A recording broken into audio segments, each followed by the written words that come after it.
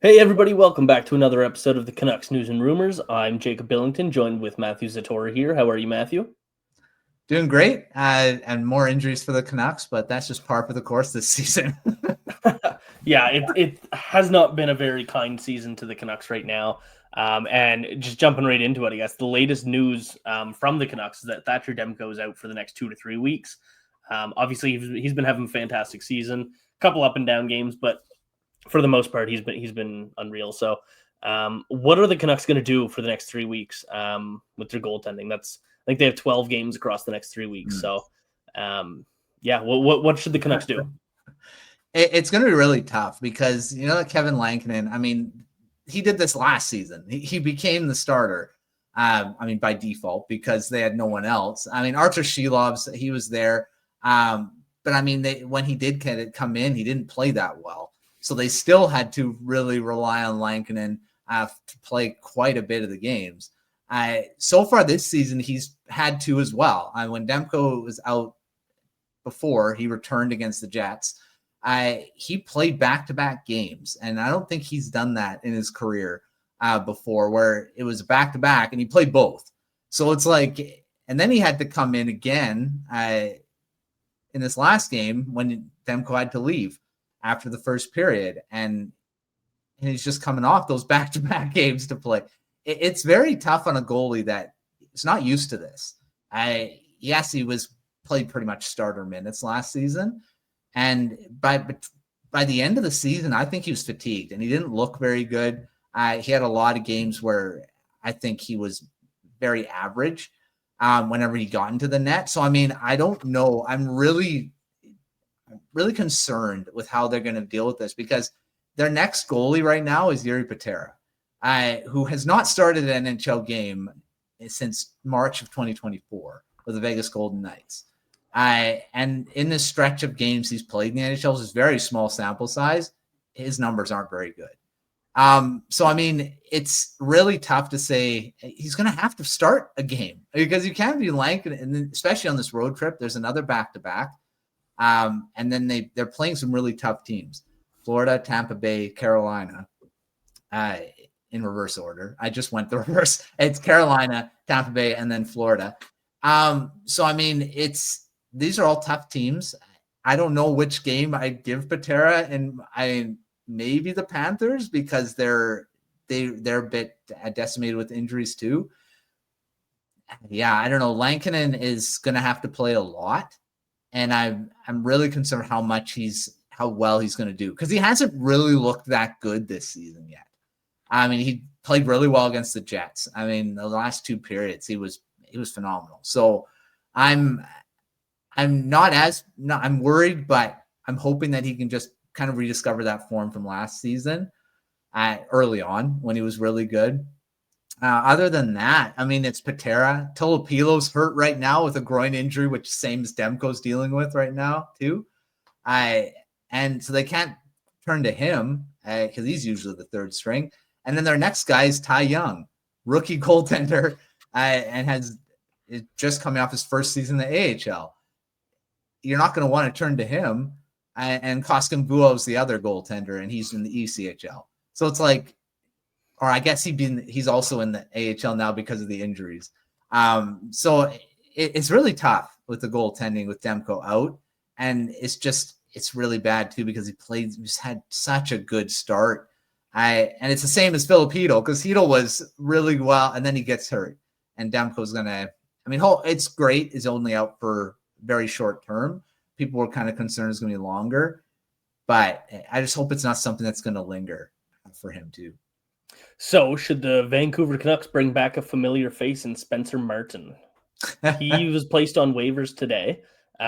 There hasn't been any signing announcement, but he was bought out by a KHL team last week.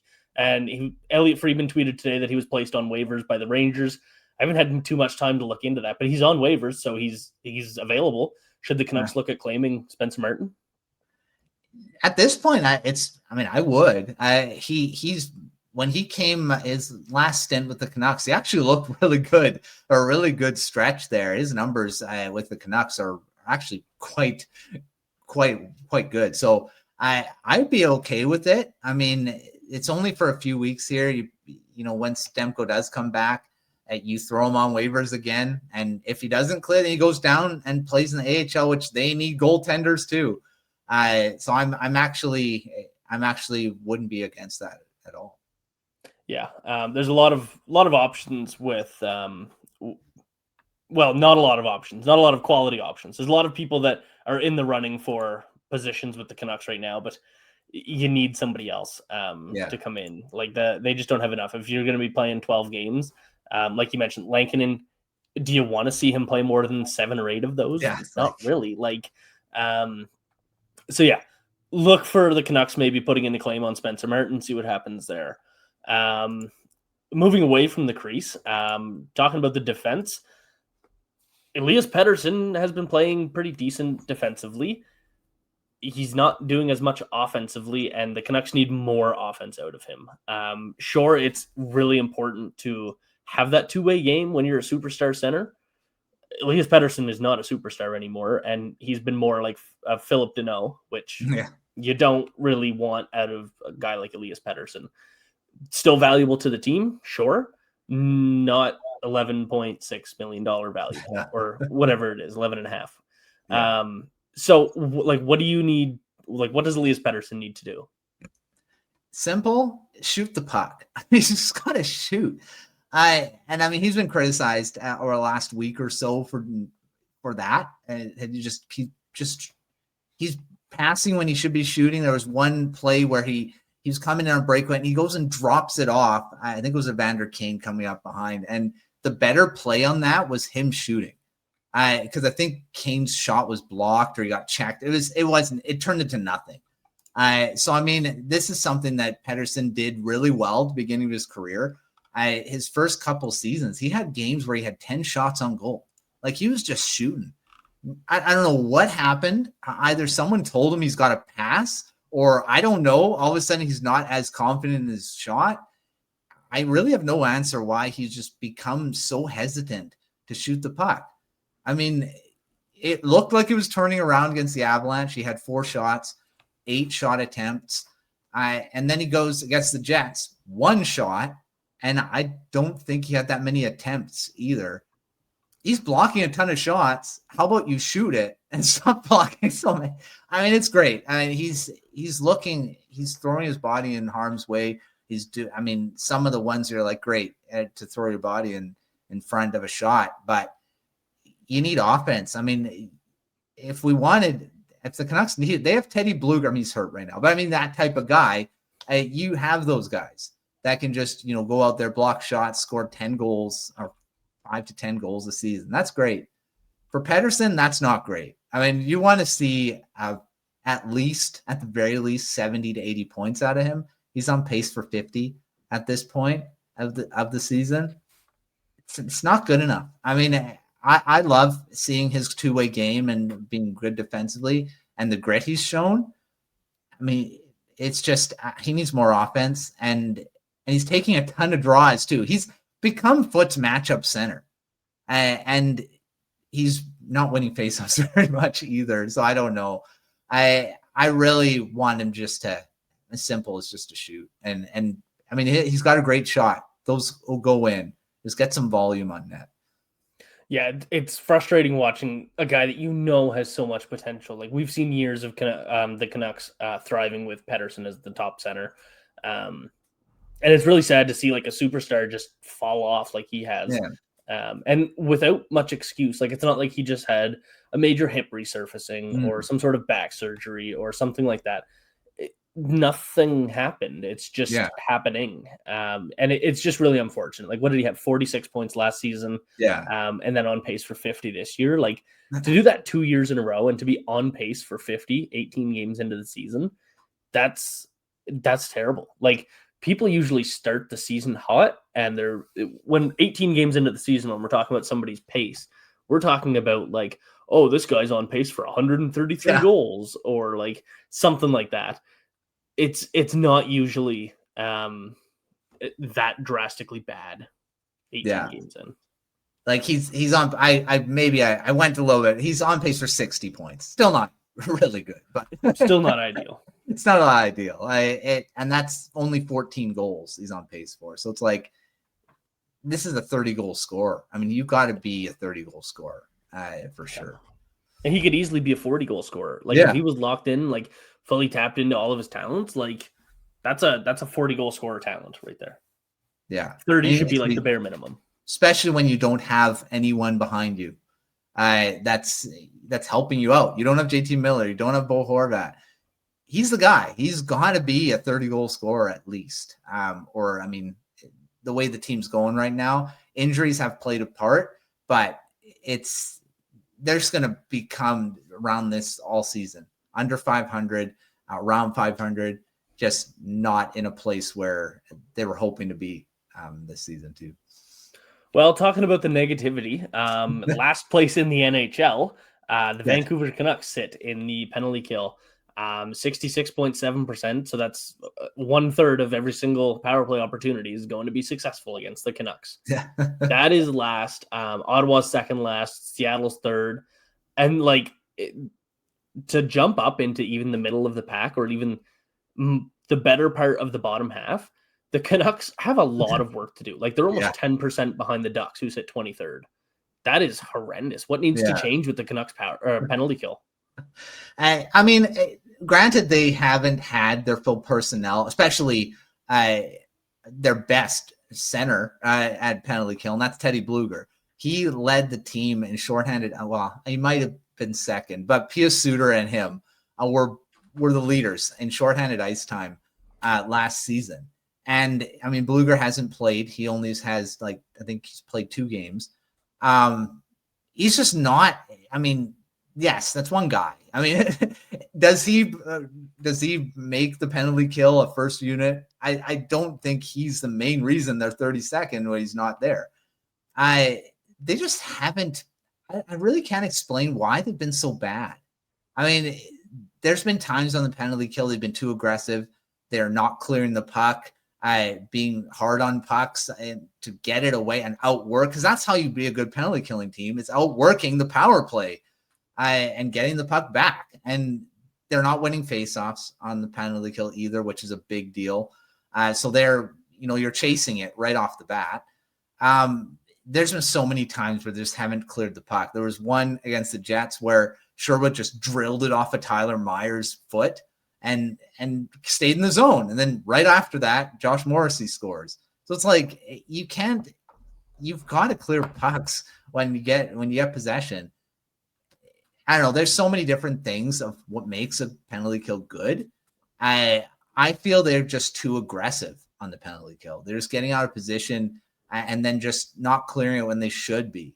So I'm really at a loss for why they're so bad, especially when Adam Foote ran the penalty kill last season and they were in the top 10. Their penalty kill was really good. And he's the head coach. Okay, Kevin Dean is running it as the defense coach, but he still should have some input on the penalty kill and why he's been asked about it almost every game. Why is it so bad? And he has different explanations, but I don't know. It's just got to be better. It's going to be really tough to come out of the basement and to become even halfway, like you said, so much behind, even just 23rd. That's not good. So if they want to be a playoff team, this has got to turn around really fast. It would be really interesting to be a fly on the wall in the coaching staff meetings to see how much, we know that teams have different coaches for different roles and whatever, and the head coach kind of overlooks all of that. How much input does the coach have in how much input does Adam Foote have into the power play or the penalty kill or there's just the team defense in general? It'll be interesting to see, or it would be interesting to see just how much sway that the head coach has versus the how much Kevin Dean has to say. So, obviously, there's a bit of a difference considering it's now not Adam Foote running the penalty kill, and look at the numbers speak for themselves. But yeah, it's interesting to see how those conversations go, because even talking about the Ottawa Senators when it's how much of the power play is Daniel Alfredson, or how much of it is Travis Green. I don't know. So it's interesting on that. Yeah. So the Canucks have a few guys coming back, which could help them turn some things around. So Jonathan Lekkerimaki and Victor Mancini are both coming back pretty soon. Where are they going to fit into the lineup? I mean, there's a lot of people out. There's a lot of opportunities, but where do you think is the best spot for them to sit right now?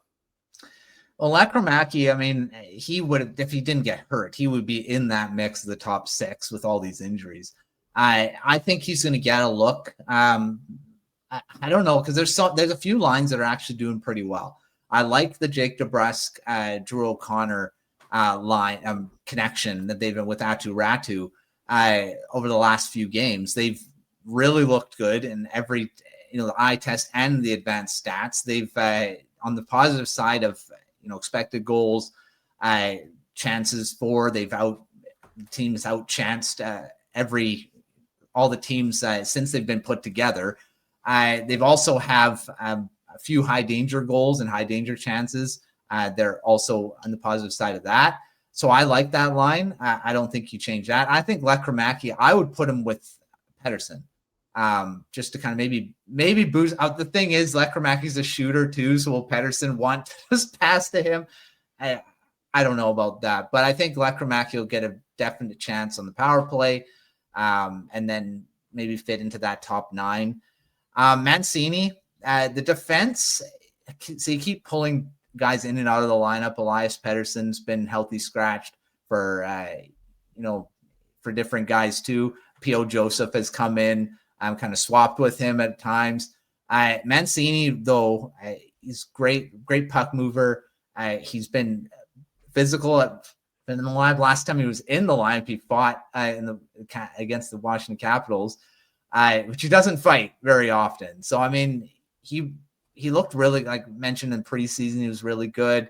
I think he will get into the lineup. I don't know at the expense of who. I'm not sure, because there's not a lot of injuries on defense. Derek Forbert's probably is the biggest missing guy right now. So, I mean, you play Mancini with Quinn Hughes. I think Philip Hronek and him should be split up. So maybe you have, I don't know, Mancini will probably play. I'm not sure who's going to come out for him at this point, because, I mean, Elias Pettersson's played really well every time he's been in. Tom Willander has come into the lineup, and I don't really want to see him out because he's looked really good too. He kind of struggled against the Jets and the Avalanche. He kind of looked like a rookie. So, I mean, but I've really liked how he's played. So I don't know if you take him out, he'd probably be the obvious one, because he's a rookie and maybe getting back down to the AHL. But he's played some pretty good minutes too when he's been up here. So it's going to be interesting to see where they fit in. Yeah. And I mean, he's a big guy. He's got really good skating for a guy his size too. Yeah. So adding a bit more mobility, which I guess the Canucks don't necessarily need that mobility on the back end. They have a lot of good puck movers. But he's still he should be one of the top 6 defensemen on the team. He adds a decent amount of toughness. He's not throwing 7 hits a game or anything, but between the hits and the blocks, he's definitely pulling his weight. People kind of thought he was a throw-in in that trade. He looks like a pretty good asset right now. So if the Canucks can get him back into the lineup as soon as possible, I think that will definitely help them out. Yeah. Just too bad they didn't have a center to bring in. Another discussion. They need a center. A good talk for another day, but that'll wrap things up for today, Matthew. I appreciate you joining here, and make sure to check out all of the other stuff on the Hockey Writers YouTube channel. Make sure to go check out Matthew's writing on the hockeywriters.com, as well as everybody else for the Canucks. And I hope you enjoyed this episode. Leave a like, subscribe, and share with your friends. We'll see you next time.